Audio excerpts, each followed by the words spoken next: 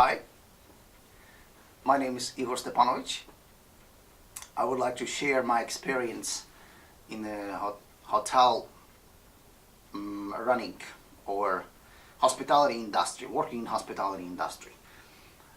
In my early age, I used to travel a lot, and I lived in several countries.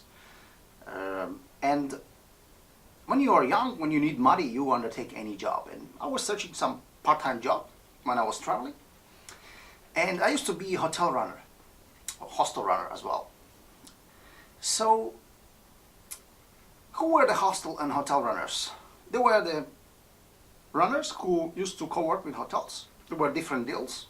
You could get in a hostel free bed, you can get some commission, some salaries, and different deals.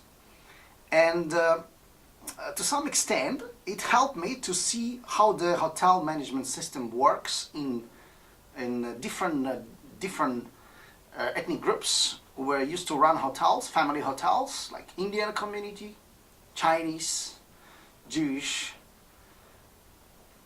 people from all over the world. It's very interesting. They used to run these hotels, like family hotels, in restaurants frequently.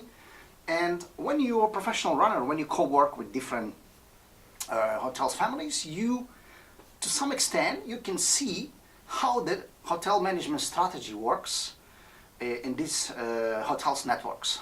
It was a very interesting experience. And in the cities like Prague, Amsterdam, London, Paris, it's commonplace. It was like for many years. When internet wasn't so popular, there were runners who used to do this job, and many hotel companies, they use especially budget hotels and hostels. You could co-work with them. Mostly young people, the students, they used to do this job. It was a very interesting experience. And actually it's dead already. Street running is dead already. You can't run anymore because in the hotels industry, for example, or hostels industry, internet killed this street running. Today, Booking.com is the king of internet in the hostels, in the hostel world. So customers are re-educated. They are coming with reservations. So we can't run anymore. But I have maybe good news for students who like traveling summertime. You can be runners for restaurants, for clubs, frequently all over the world, especially high season, summertime.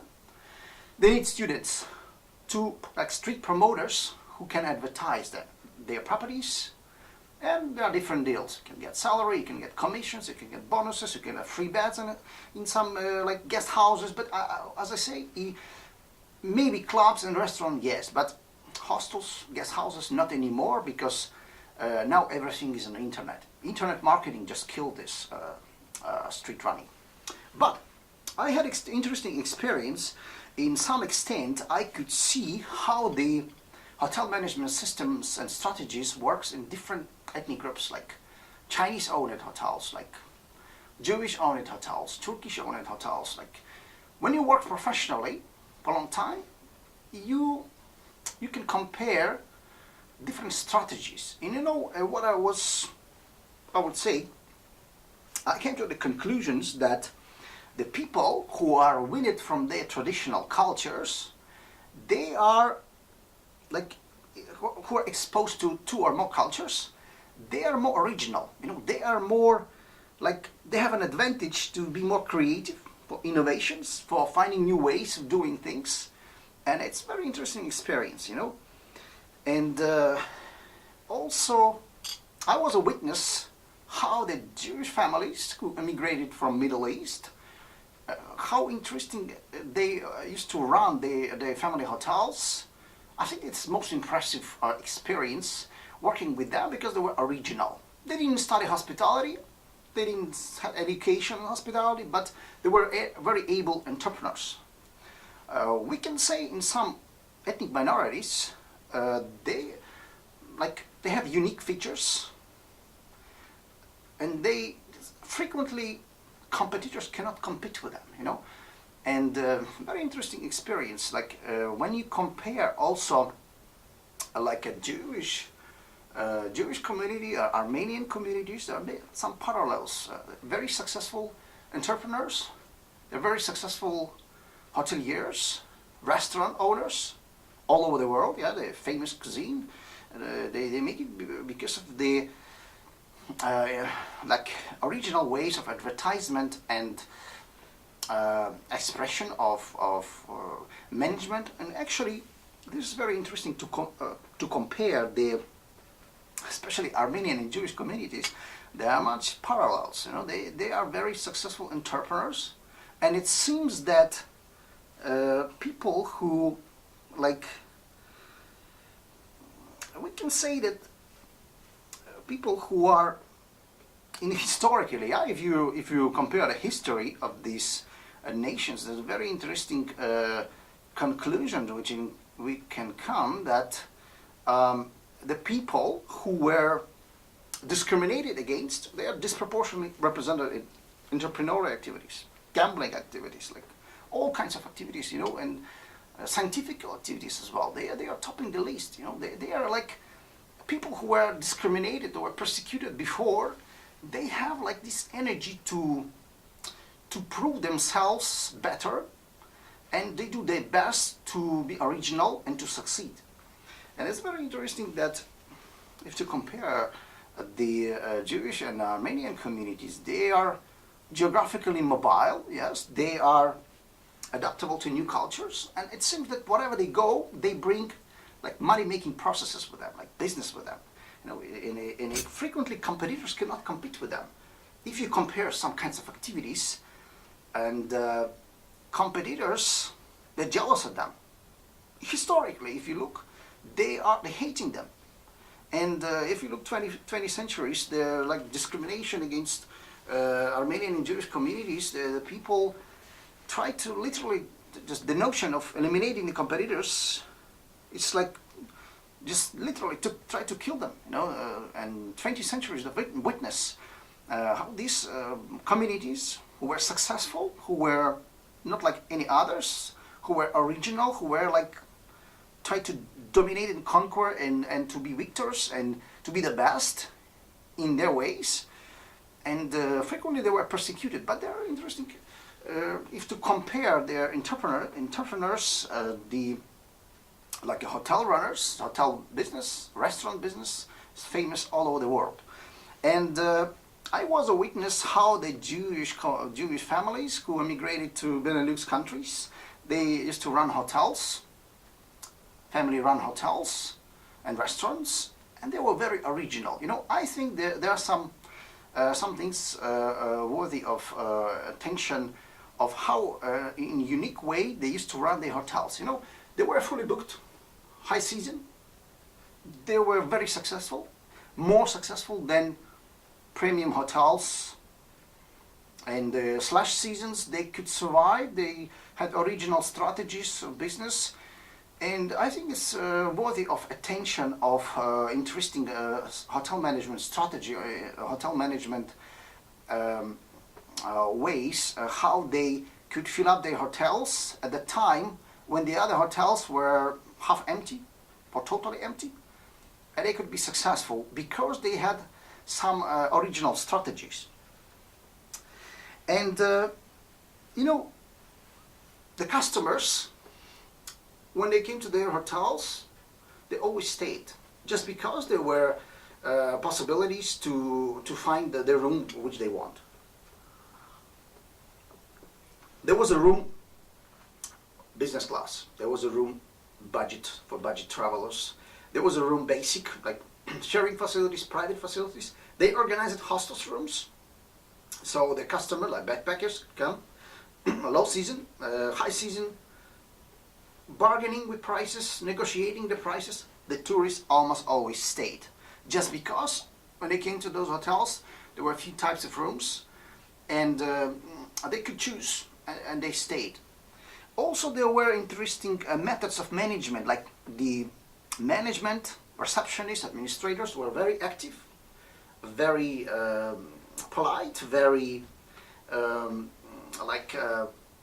attention to the tourists, not to lose the tourists, yeah, to bargain, to negotiate the price, to break price down, And they got bonuses. They got bonuses. They got like higher salary if they were successful in their management, and everything worked out to that the tourists would stay. And maybe other companies that had fixed price and they didn't care much, but these guys, they were cared about their business and the business was successful. And it's very interesting to compare these ethnic groups who were always successful in their business. The same we can say about restaurants. Waiters were like used to speak few languages, very able sellers. They were alive, they were active, and they tried to convert to invite the customers in, just because it was a strategy to work, not just to wait, not just to don't care, but they would do their best to fill up the hotels, to fill up the restaurants, and to be successful. And they were proactive in trying to find the customers instead of just waiting for customers to find them. There were interesting organizations of running work, like there were street runners who used to work actively because they used to work for bonuses, for salaries, for different like commissions, high commissions, and they fill up these hotels. Also taxi drivers, taxi companies used to work for these hotels. Also there was interesting methods of sisters hotels, co-working with sisters hotels. When one hotel was fully booked, it helped to the other hotels to fill up the rooms.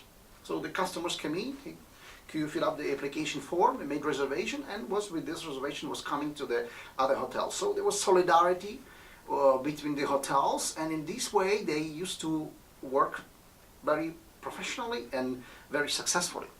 And it doesn't matter, slush season, high season, they were very successful hoteliers. So because of this originality, with this mobilization, with this organization and solidarity, they could be successful. And it's a very interesting experience because some have the strategy of just waiting the customers, but this business was really alive to do their best to be successful. And of course there are differences in cultures, like Eastern cultures, Western cultures, there are differences. I know that in Europe, in many countries, generally in Europe, the street running is not really European cultures. Yeah? It's not common, it's not normal in Europe to offer something on the street because it's not really European culture. The touts or barkers are, many countries are not allowed, yes, but on the East it's normal, it's common. The same with the blandishment or reassurance of the tourist, like pushing the tourist to make a purchase, yeah, or to stay, or to convince him. It's not really European culture. I don't want to say that there's some superiority or inferiority of cultures. It's not what I want to emphasize, but what I want to draw attention is that interesting fact that the people who are winning from their cultures and who are exposed to two or more cultures, they are more original. Yeah, they have mentality kind of rebellious, kind of rules breakers, but they are original, and they are successful. And competitors frequently cannot compete with them because they do in original way, in a dynamic way. They try to be successful, and that's the point. The people who are like mixed cultures, who are from the other cultures, they can bring some fresh and original dynamism to the activities. Of course, today we live in a different time. What I say that street running is dead. Well, for hotels, street running is dead because tourist is re-educated. Now the tourists book through internet sources. Yes, they sometimes they not use single source. They compare the prices, they compare the reviews, and they see on the map. Now internet marketing is everything. Yeah, and tourists make purchases on the internet, and they make reservations on the internet. Everything goes on the internet now. Sales, engineering, drawing, invoices, reservations, everything virtually. Yeah? Nothing on the paper, nothing on the street. Now internet is the king of booking system. And of course, the property owners, especially small property owners, like small restaurants or small hotels, I think that the only thing with marketing, especially now when rising cost of mass media advertisements and rising cost of Google AdWords is getting more expensive. So the only thing you can do is on a reputable intermediaries websites, you can have good reviews, good ratings, high ratings, and that's the only weapon you can fight. Today, I think, is the only weapon. To be registered, to be listed on the top, the most reputable intermediary websites, and to have highest reviews and ratings. The only weapon for small property owners to succeed. And yes, to sum up today's topic, what I want to emphasize that we can formulate a conclusion, yes, that there is necessity sometimes to break out of your traditional mentality. On the intersection of new ideas, new innovations, new experiments, you might lead to greater chances for success when you experiment, when you do something original, when you do something different. And this is the point, the guaranteed way to prevent your own creativity is to stay in the environment where you are. Like traditional environment and traditional classic methods of doing things.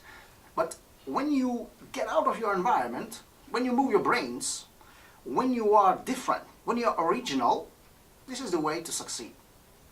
And this is what I want to explain, and thanks for listening.